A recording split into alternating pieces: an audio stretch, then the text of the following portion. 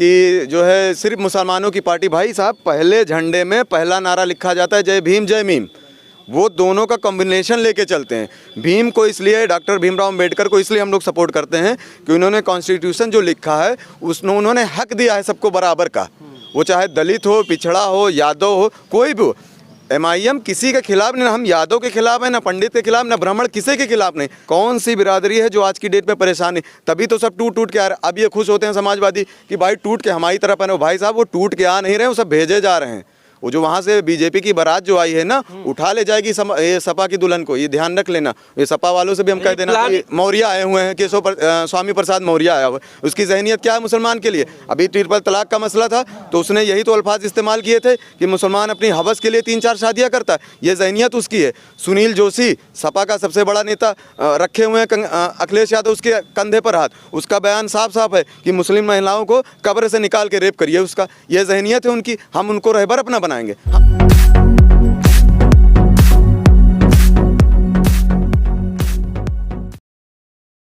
कांग्रेस में है जी जो मुस्लिम से ताल्लुक रखते हैं, तो फिर उनको ये बात क्यों नहीं समझ में आती? वो तो कहते हैं कि नहीं, हम सेकुलरिज्म के साथ हैं, हम ये जो पार्टी सब धर्म, सब जाति, सब समाज की बात करेगी, हम उनके साथ होंगे, हम एक धर्म के साथ क्यों जाएं? वो तो ये बात बोलते हैं।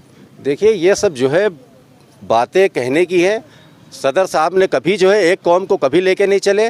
जय भीम जय मीम का नारा है पार्टी का, और सब लोग धीरे धीरे इसके अंदर जुड़ रहे हैं। ऐसा कुछ नहीं है। जब तक हम अपनी ताकत नहीं दिखाएंगे, जब तक हमारे आगे कोई भी गठबंधन के लिए तैयार नहीं होगा, हम अपनी पार्टी को मजबूत कर रहे हैं और जय भीम जय मीम को लेके हम चल रहे हैं। जी आप बताइए। जी बताइए।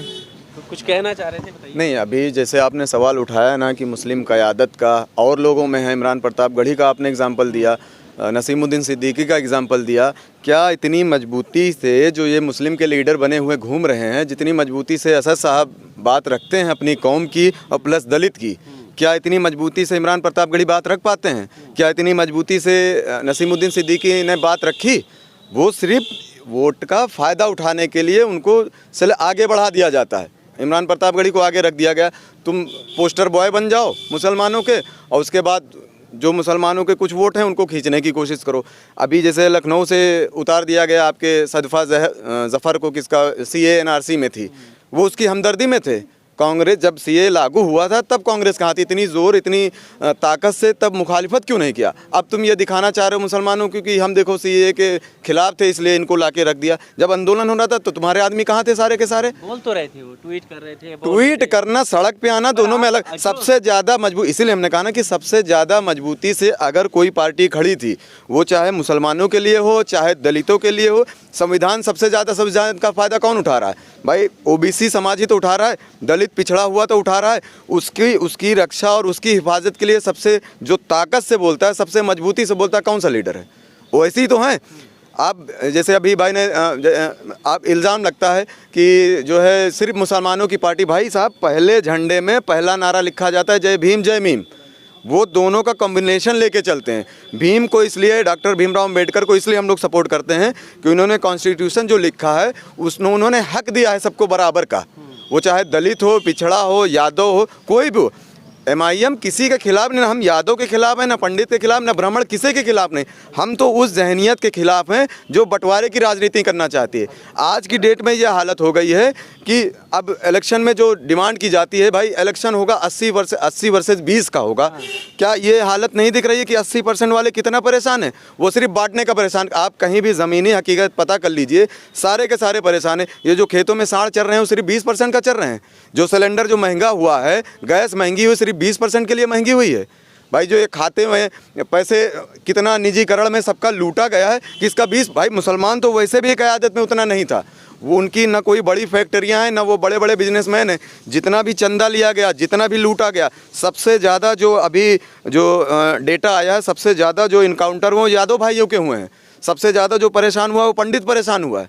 राज किसने किया? तो ठाकुरों ने राज किया है, और ठाकुरों में भी सब ने नहीं, 1-2% लोगों ने। ठाकुर भी परेशान है। कौन सी बिरादरी है जो आज की डेट में परेशान है? तभी तो सब टूट टूट के आ रहे। अब ये खुश होते हैं समाजवादी कि भाई टूट के हमारी तरफ है। भाई साहब, वो टूट के आ नहीं रहे, वो सब भेजे जा रहे हैं।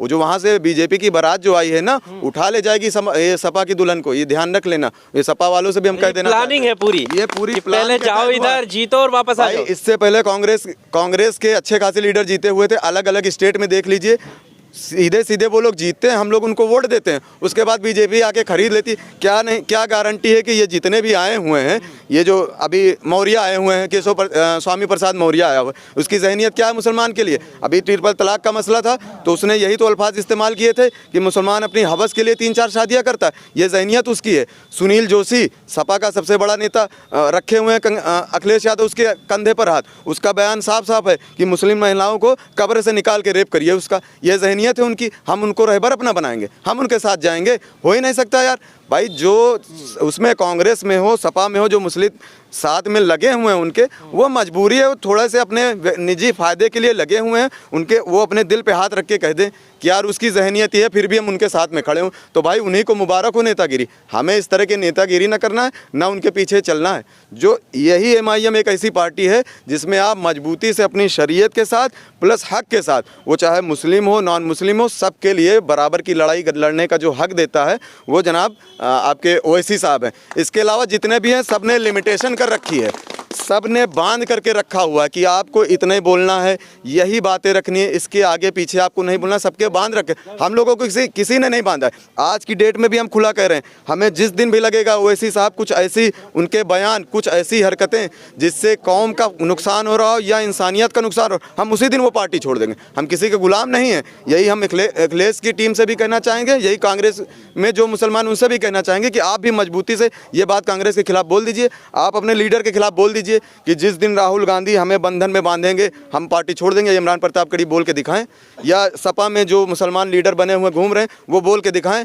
कि अखिलेश यादव जिस दिन जो अभी सपा में या कांग्रेस में लीडर हैं, उन्हें चुना किसने? हम लोगों ने तो चुना है। तो यही तो मजबूरी है। अभी आप आजम खां का मुद्दा उठाते हैं, पूरी AIM भी उठाती है, सपोर्टर भी उतारते हैं कि उनके साथ। आजम खां को ये बात क्यों नहीं समझ में आ रही? फिर तो आपके लीडर है ना, तो उनको तो समझ में आनी चाहिए ना कि आपकी पार्टी साथ है नहीं। वो तो आजम खां और आजम खां की फैमिली की मजबूरी है, वो बेचारे किस हालत में फंसे हुए हैं ये तो आम आदमी भी जानता है उनकी क्या हालत हो गई।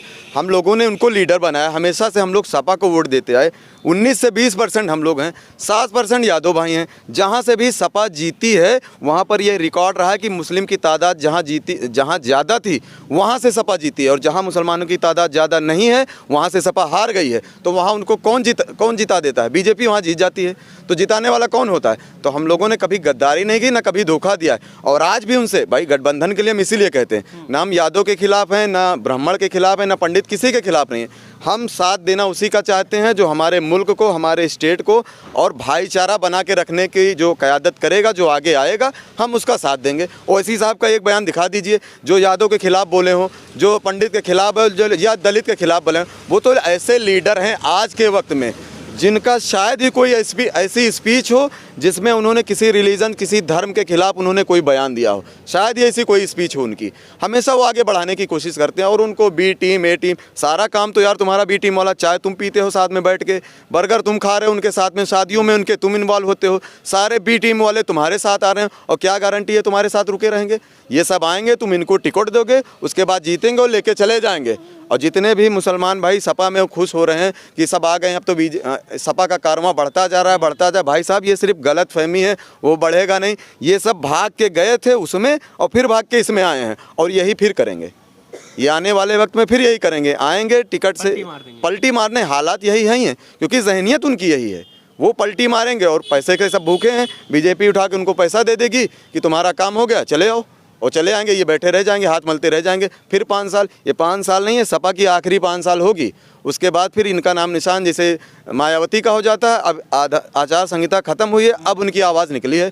यार दलित ऊना में इतना मारा गया, इतना परेशान किया गया, अलग अलग इतना अभी तक ये कहाँ थी? कहीं आवाज़ नहीं निकली। आचार संहिता लागू हुई तब वो हाथ हिलाते हुए नज़र आ गई कि अब हम फिर से आ गए दलितों के नेता। काहे कि भाई दलितों के नेता पूरे 5 साल तक दलितों का साथ अगर दिया तो बैरिस्टर असदुद्दीन ओवैसी साहब बोले, मुसलमानों का साथ दिया, और जितनी भी बिरादरी थी जिसके भी साथ भी जुल्म हुआ वो सिर्फ ओवैसी साहब ने ही आवाज़ उठाई। बाकी जितने भी बिरादरी के नेता थे सबकी कोर दबी हुई है ना, सबने पैसा खाया है, तो डर है उनके अंदर कि अभी आवाज़ उठाएंगे तो पकड़े जाएंगे। तो काहे कैसी हरकत करो कि तुम्हारी आवाज़ ही ना निकले।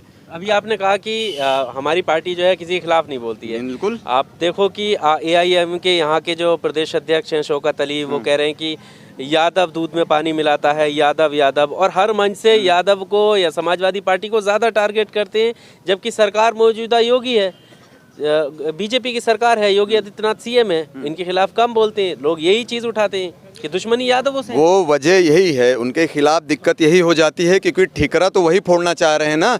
बार बार वो चिल्लाते हैं बीजेपी को हराना, बीजेपी को हराना। कैसे हराना भाई? आप बीजेपी को हराने के लिए झंडा तो उठाए बैठे हो कि यादव समाज मिलके हरा देगा। हरा किससे मिलके हराएगा? अकेले 7% ये हरा देंगे बीजेपी को? बाकी जितने 42% OBC हैं ये सब अकेले हरा देंगे? वो सब अलग अलग बटे हुए हैं। अगर आपको वो चाहे बीजेपी हो, कोई भी ऐसी पार्टी जिसने गलत तरीके से जुल्म किया है, गलत राज किया है लोगों पर, अगर उसे हराना है तो सबको एक होना ही पड़ेगा। और ये थोड़े वक्त के लिए आप व्यक्तिगत फ़ायदे के लिए चंद पैसे, अभी जैसे पैसे का ट्रांसफर ये चल रहा है श्रम कार्ड का, 1000 रुपये मिल गए, 500 रुपये मिल गए, इसके बदले आप अपना वोट दे रहे हो, 5 साल तुम्हें झेलना नहीं पड़ेगा? वो चाहे किसी भी बिरादरी को, चाहे मुसलमान भाई हो जो आगे आगे कूद रहे हैं, पैसा मिल रहा है, 1000 रुपये पा गए, तुम ईमान बेचने को तैयार हो 1000 रुपये में। वो गरीबों मजलूमों के लिए वो पैसा था। आधा जो बना हुआ है, आधे पैसा हुआ जो श्रम कार्ड बना है, आधे लोगों का आया, उसके बाद रोक दिया गया, आचार संहिता लागू गई, अब इसके बाद पैसा मिलेगा? इससे पहले कहाँ था श्रम कार्ड? इससे पहले क्या लोग मजदूरी नहीं करते थे? इससे पहले क्या 5 साल में श्रम कार्ड की ज़रूरत नहीं थी? 2 महीना पहले गल्ला जो फ्री हुआ है, क्या 2 महीने से ही गरीब उनको दिखे? 5 साल में क्या हमेशा से गल्ला नहीं फ्री दे सकते थे? ये जो सारी योजनाएं अब जितने भी अभी 2 महीने में ही फीता करना शुरू हुआ है। फलाना पुल, फलाना ब्रिज जो है वो उद्घाटन का हो रहा है, ये सब 2 महीने पहले ही शुरू हो रहा है। और सारी योजनाएं इसके बाद होंगी, इलेक्शन के बाद ही हम 2500 करोड़ का, 2500 करोड़ का शिलान्यास करेंगे, ये करेंगे। किया क्या है ये नहीं बताएंगे, करेंगे पर ये अटके हुए हैं। तो इसको अभी भी पब्लिक को समझना होगा ठंडे दिमाग से, और ये डर दिखा के मज़हब को आड़े लाते हैं वो।